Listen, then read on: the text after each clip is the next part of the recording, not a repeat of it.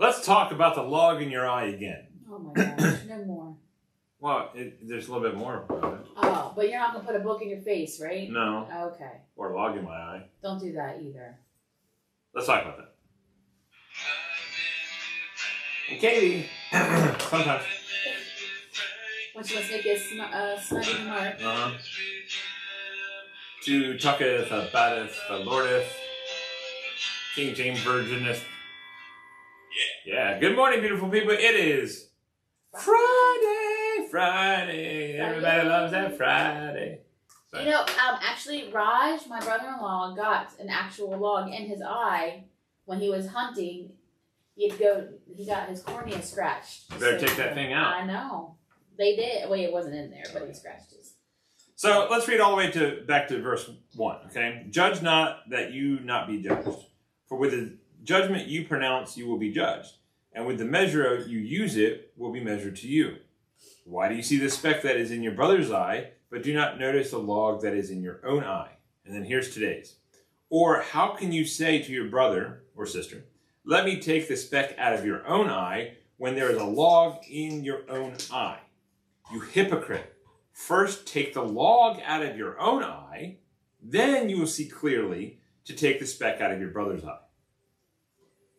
So we first have to come to Jesus and have Jesus take the log out of our own eye to literally take the biggest thing that we can't do out of our own eye.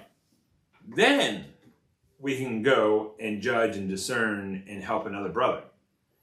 But if we can't even handle how we choose to do our sin, like if we can't even handle like to really listen to God, then how are we going to do that for somebody else?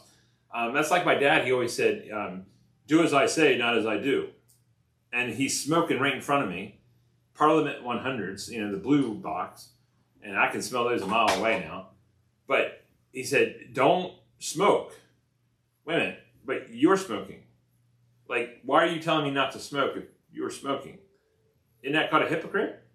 You say one thing, but then you're doing the total opposite.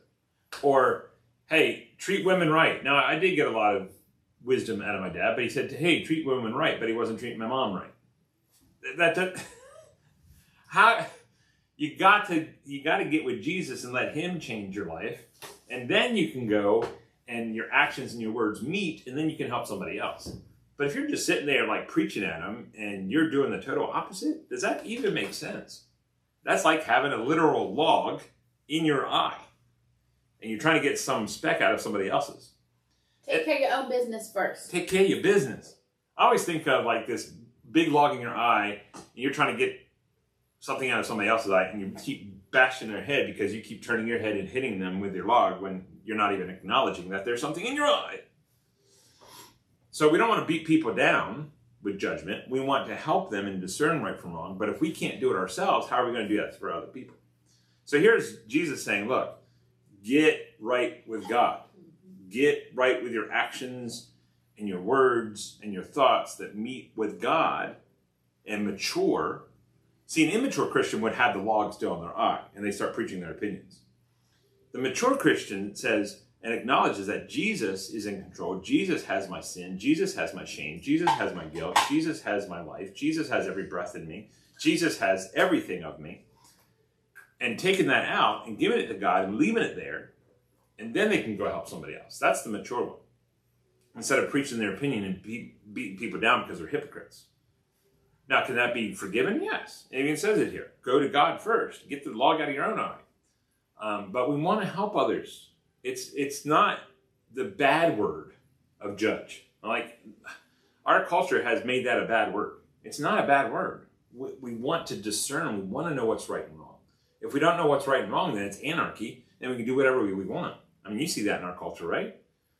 I mean, you just take any topic, and people are like, well, this is how I feel about it. No, there is truth that does not change.